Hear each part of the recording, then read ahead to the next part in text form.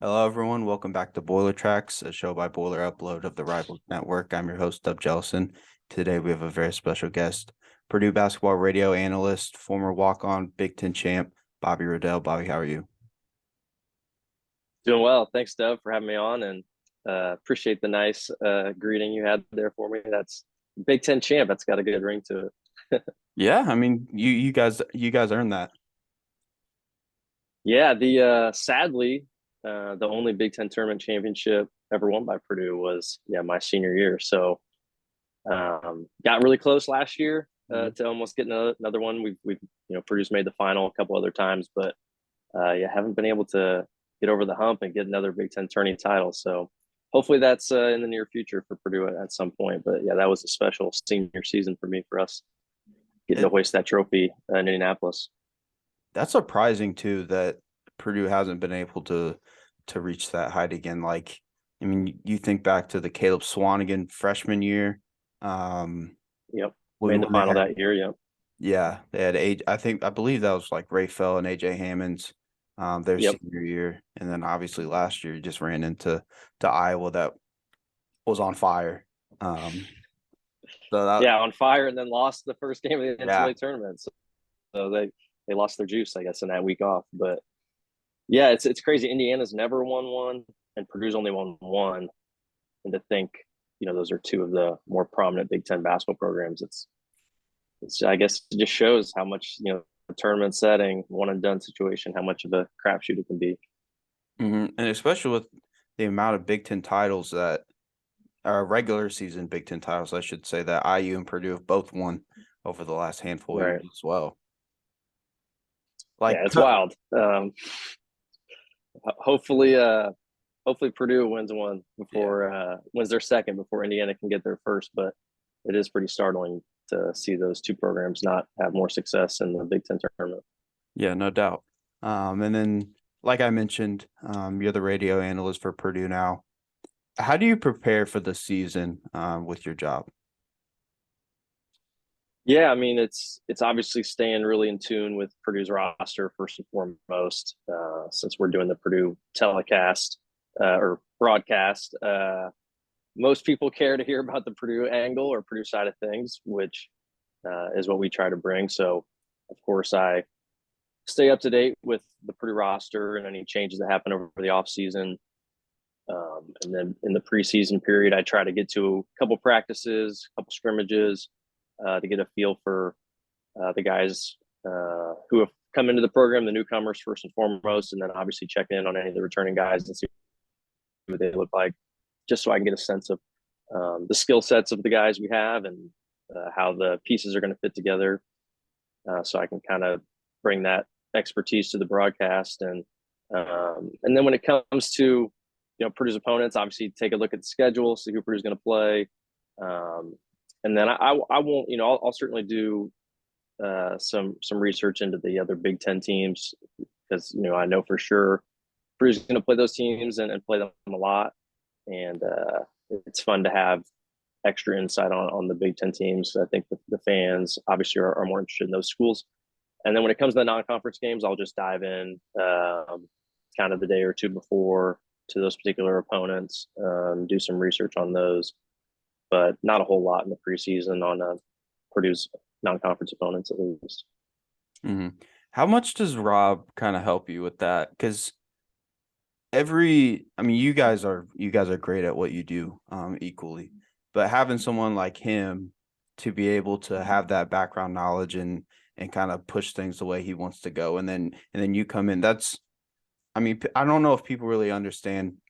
Your job is to say what you see on the court, and maybe Rob's job is to. I mean, he's also saying what he sees on the court, but he also Right. has more background knowledge than you might. Does that make sense? Yeah, I mean it's been awesome to have him. He was in the role I was in that I'm in now to learn from and bounce things off of, just because he's sat in my shoes before for a while.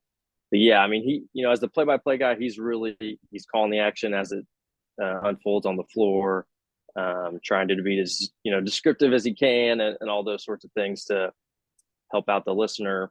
understand what's going on in the action. And then I'm really just kind of popping in after that and trying to add some additional context to what happened in that particular play, provide even maybe additional detail of what transpired regarding from Purdue's side or the opponent's side to try to just add additional detail and context. But so he's got the hard job, honestly. He's got to call all the action. He's the one who's talking a lot more than I am.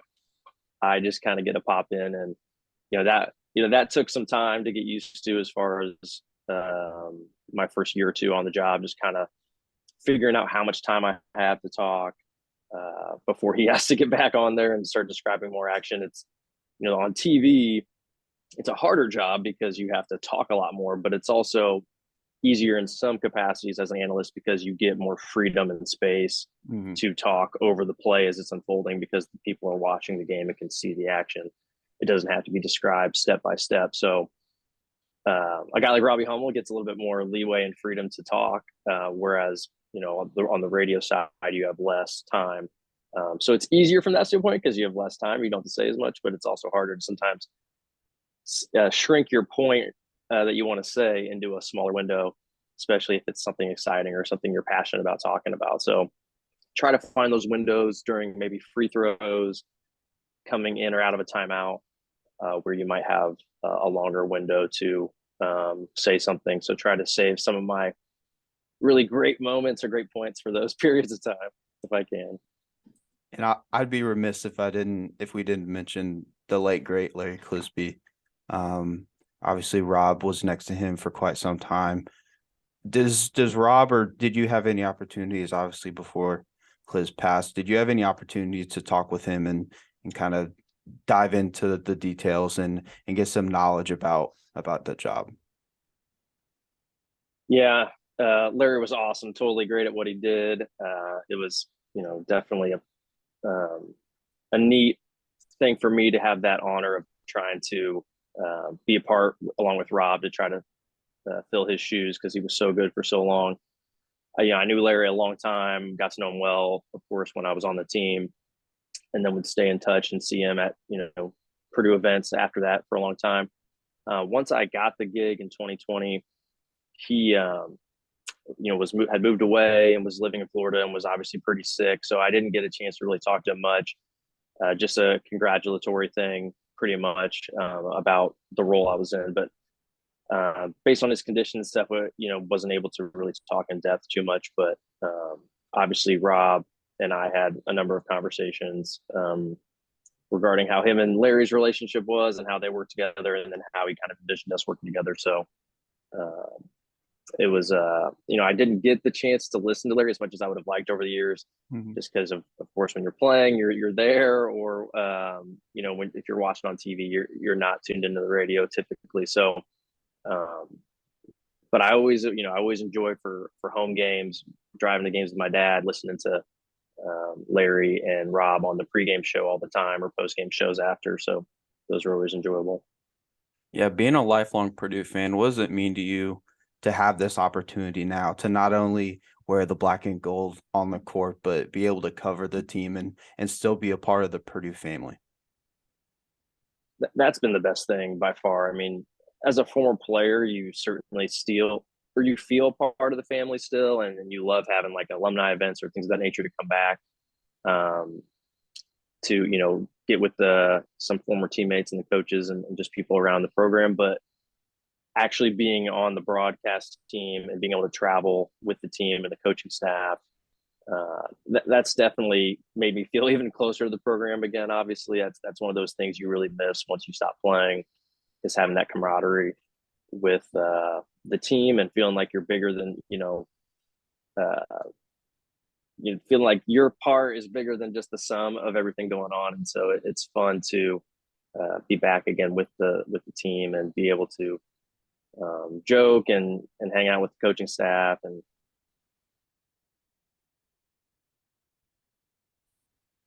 to know those guys even better. As an assistant on the team with the team when I was a player's back as an assistant, so that was really fun having him come back into the fold. And so it's just been really enjoyable feeling like I'm back part of the team again, essentially. Yeah, I mean, you've gone through waves of Obviously, you went to Harrison, Lafayette kid, Purdue fan, basically your whole life. Do you have a different perception of the program, just given all the different things that you've done? Obviously, like I mentioned, growing up a Purdue fan, and then you get to go be a part of Purdue, and then you're a fan again for a little while, and now you're back with the team and the program.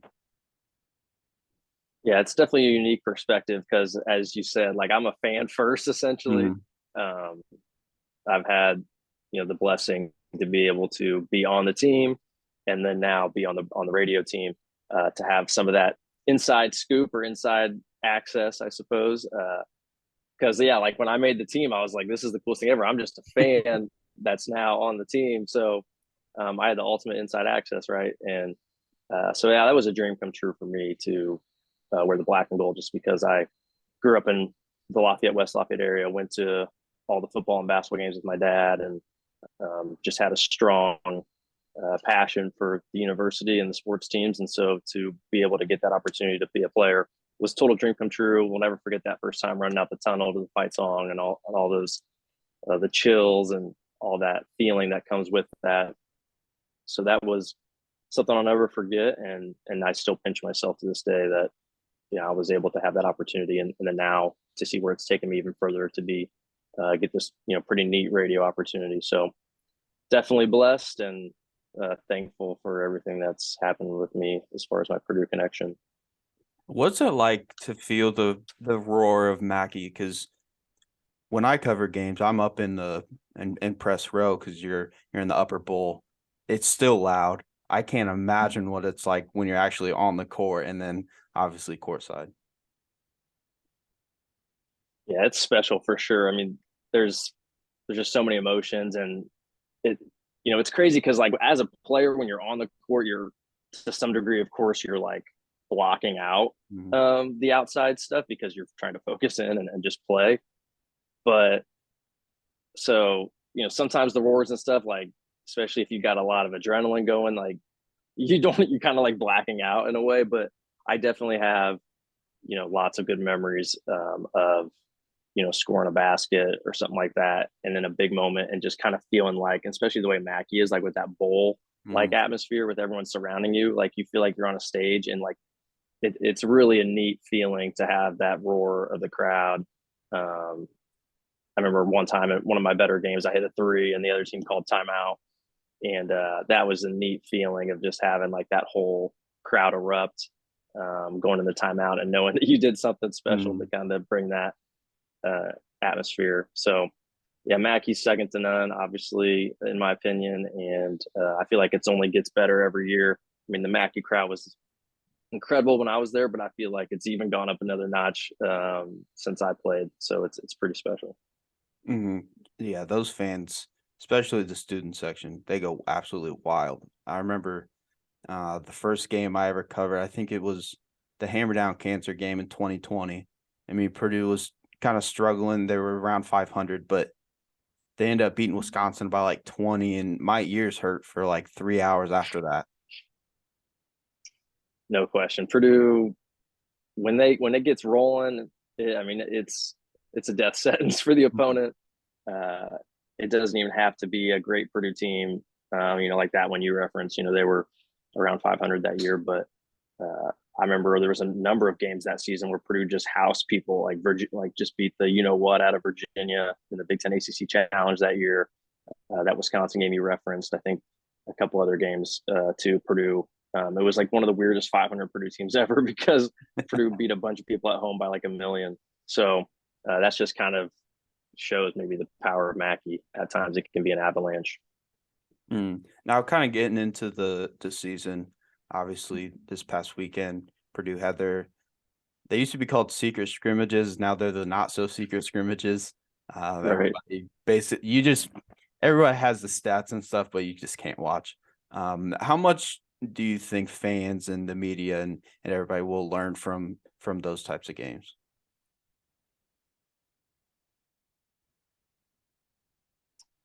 So you certainly want to win those games, of course, better than losing. But I think a lot of what goes on with those scrimmages is the coaches, both coaches being able to try to really feel things out, run different things, test things out against a quality opponent. I know last year, I think both years, at least last year and this year, I think there's been fouling issues, and so they will allow guys to play over 5 fouls. They'll even reset. I think this year they reset the team fouls because both teams were fouling so much, and it was Mhm. just bonus city, and so they were like, I think both coaches basically said, let's just reset the team fouls and continue on. So there's obviously some aspects of it that aren't quite like a real game. Um, Coaches are probably, I know, like Purdue will play some guys who might redshirt because you're allowed to do that, and so you're not getting your full rotation per se. But obviously, it's better to win than lose. It's better to have Mhm. guys play well than to not, and so it's nice to see Purdue came out on top this year against Cincinnati. I believe I could be wrong, but I believe they lost to Providence last year. Yeah, that's my understanding as well. As they did lose a tight one to Providence last year. Yeah, But then, I mean, you have that, and then you go on to have a phenomenal season. So, I mean, it right. doesn't mean a whole lot. Um, I know Yeah, a lot of the fans on Twitter and stuff were talking about Fletcher Lawyer getting a start over Brandon Newman, who was kind of assumed to step into that role. How does Coach Painter kind of approach that in terms of giving guys different I don't want to say minutes, but like putting them with different units. yeah. I think as Coach Painter said in the past, he really just lets that preseason practice period kind of answer the questions for him. So he's there with those guys every day, and they're competing, and that's what you want is high level competition between your guys for to get the most minutes as possible. And certainly it appears, I guess, at this point that maybe Fletcher has done a little bit better job in the preseason and has earned that right to start the season in the starting lineup.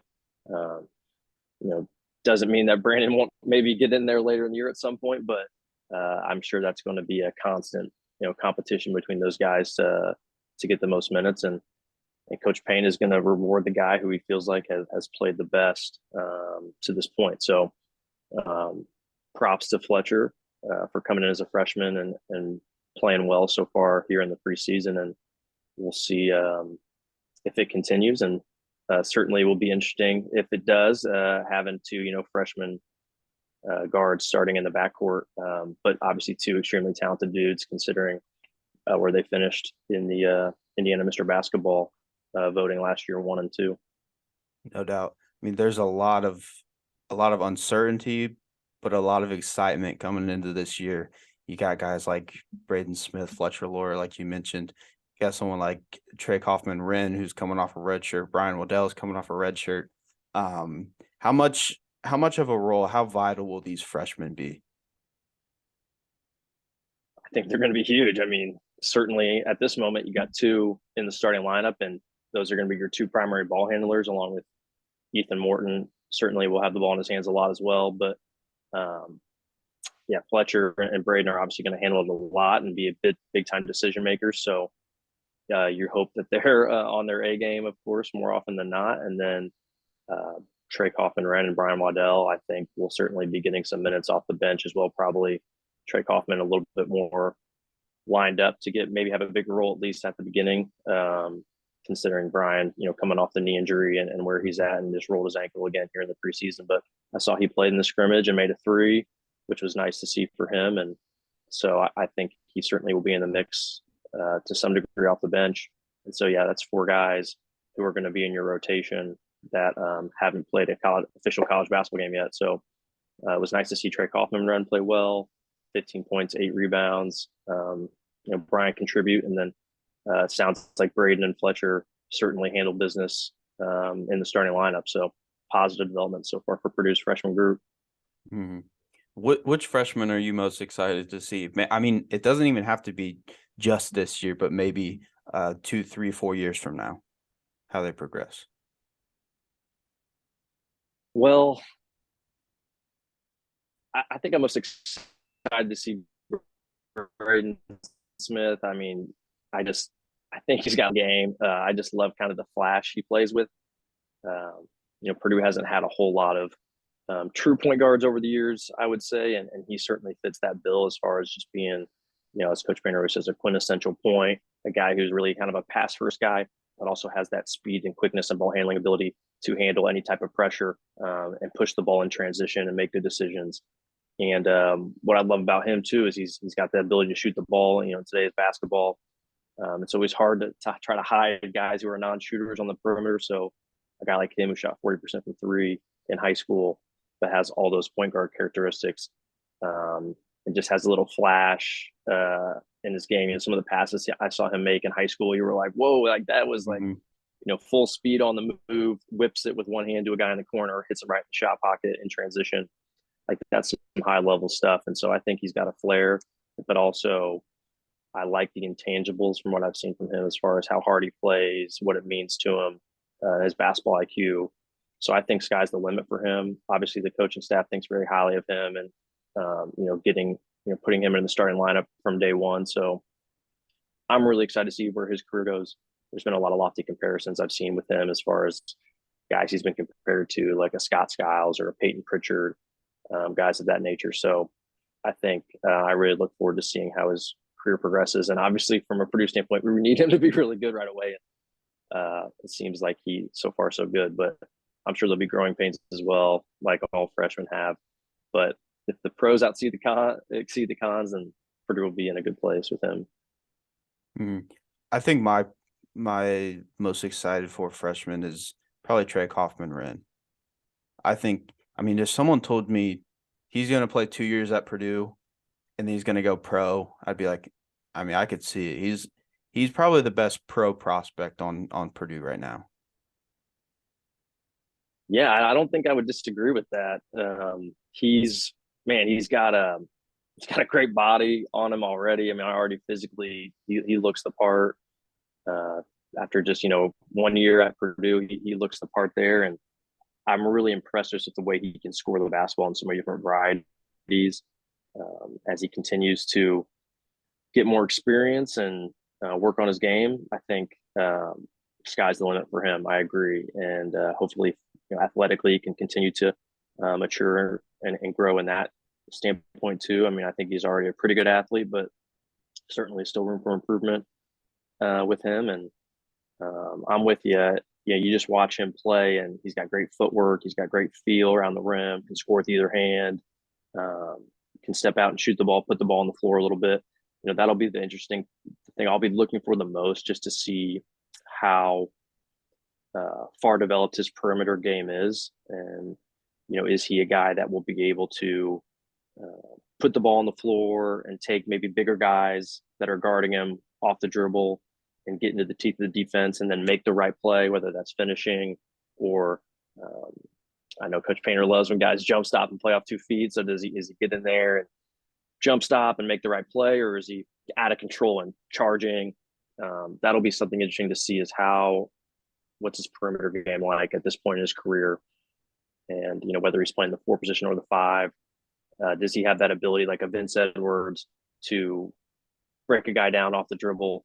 Especially when you look at this year's Purdue team, there's not a whole lot of guys who are big time creators, or at least established creators off the dribble on the perimeter.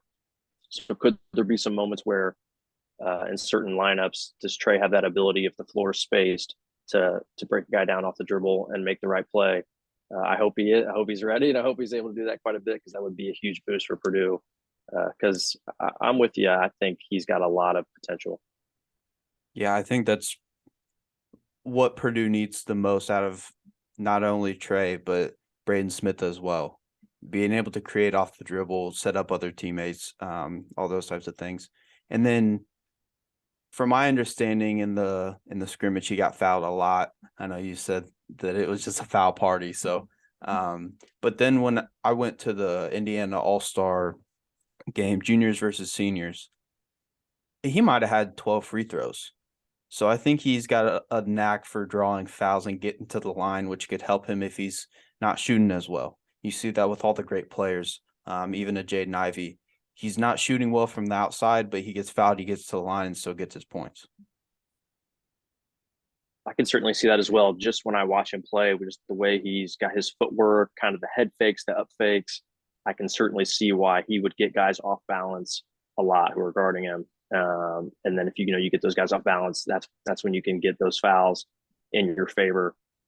So it doesn't surprise me that he may have a strong knack for getting to the line. And yeah, if you can make 75% or more of those once you get there, that's pretty good, and that would be a huge boost for Purdue. Because that's going to be an interesting thing with Purdue's team this year. Obviously, I don't think they're going to have quite the offensive firepower they had last year, but if they have good free throw shooters and can capitalize, with Zach and some of these other guys like Trey getting into the bonus, making your free throws at a high percentage, and then if defensively, if they can be a better unit than they were last year, I think you could still have lots of success. That's probably going to be the biggest key for this team, is getting back to the old ways of defense lives here. You got it posted right there so the opponents can see it, you can see it, you got to embrace it. Absolutely. Yeah, last year's team, I know it frustrated the coaching staff beyond measure, just how inconsistent they were defensively as a group. Just because, on the defensive end, you need all five guys, doing their job, talking, being in sync, because if one guy breaks down, it can really just open up a can of worms and be an issue. And so, this team operate better as a unit. Can they be more disciplined, follow the scouting report, follow their assignments? Because if they can, I think they do have probably better physical skill sets from a defensive standpoint than last year's team.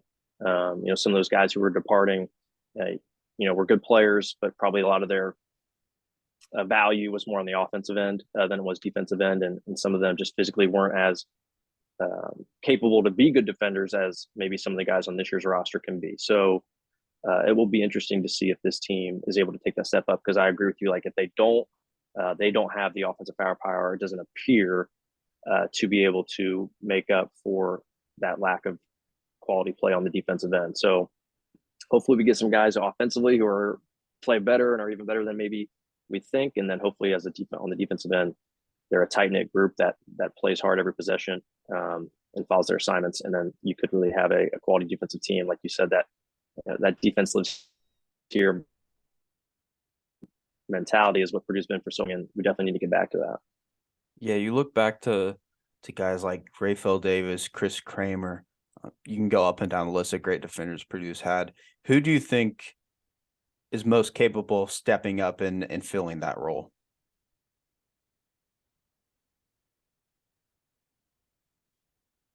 I would say I think Ethan Morton is playing to take that mantle to start the season.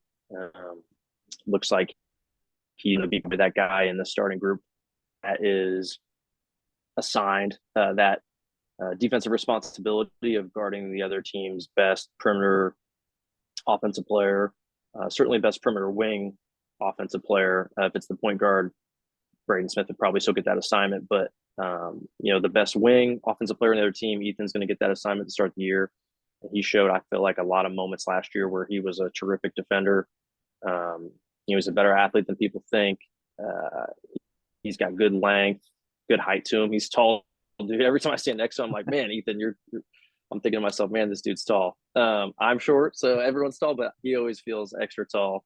I'm like that guy. I feel like he's growing every year, but so he's got good height to him, good wingspan, and I feel like he's got a high IQ defense. I was really impressed with some of his defensive play last year. Two of the games later in the year that really stand out to me was how he guarded Marcus Carr against Texas. I thought he did a really nice job bothering him. Did a great job following the scouting report against him. They really wanted to make Marcus Carr go left because he was just, the numbers showed he was way less productive when he went left compared to when he went right. And I thought Ethan did a really nice job forcing him left most of the time. And then I thought he did a really nice job against Keegan Murray in the Big Ten tournament championship game. Keegan kind of that 3-4, really skilled four-man probably is what he was. And they had Ethan check him a lot. And I thought Ethan did a really nice job of making things difficult for him. And if I recall, he didn't have a terrific game against us in that final. But so I would say Ethan's probably going to be that next guy in line. And I also hope a guy like Brandon Newman is able to really embrace the defensive side of the floor this year and also become kind of a stopper, because I know he's got that physical ability. as well. Hmm. Before we wrap things up here, I just wanted to get your opinions on this. What do you think are the realistic expectations for this 2022-2023 version of Purdue basketball? Yeah, I mean, this is going to be a little bit of a homer, glass half full take, I suppose, but that's kind of that's the Purdue fan I am. Like, I'm a glass half full guy for all the sports teams I root for. So I feel like it's a lot more fun that way, right? But I do honestly think, as far as the Big Ten goes this year, like the sky's the limit for Purdue, in my opinion. And, a lot of that has to probably do with how I think the rest of the Big Ten shakes out this year.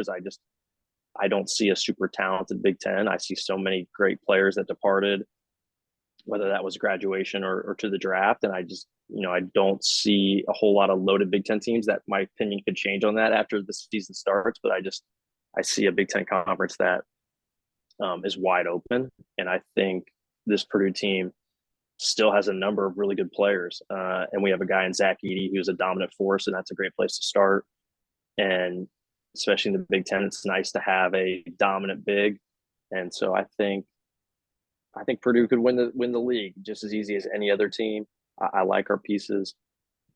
Certainly, a lot is going to depend on how the young guards play to start the season, but I like their talent level and skill level, and I know the coaching staff does as well. So I think the sky's the limit for this Purdue team. And then obviously, if you're able to have a strong non-conference, finish high in the Big Ten, and give yourself a pretty decent seed in the NCAA tournament, at that point, anything can happen. So hopefully Purdue's able to put themselves in a good spot come March, and then you just you need to see how it shakes out at that point. Yeah, it feels like Coach Payne, no matter who he has, who he's lost, they're always going to be top 4 in the Big Ten, or at least competing for it. Going to be in that 4 to 6 range of seeding in the NCAA tournament. I agree with you. I think the sky's the limit for Purdue. Like you said, it's going to depend on how the young guys do, how they get acclimated and everything like that. But you got Edey, you got a bunch of perimeter shooters around him. You got a good team, at least on paper. It's time for them to just live up to it. Yep, I would agree. I mean, just like any team, of course, if there's injuries or other things of that nature, that can certainly lower a team's ceiling. But this year, just with the way the rest of the Big Ten is, I think this Purdue team's got as high a ceiling as anybody. So I'm excited to see what happens. Like I said, I'm gonna wrap this thing up, but I really appreciate you coming on, taking the time to talk a little Purdue hoops. Absolutely, I appreciate you having me on. It's always fun chatting about the Boilers.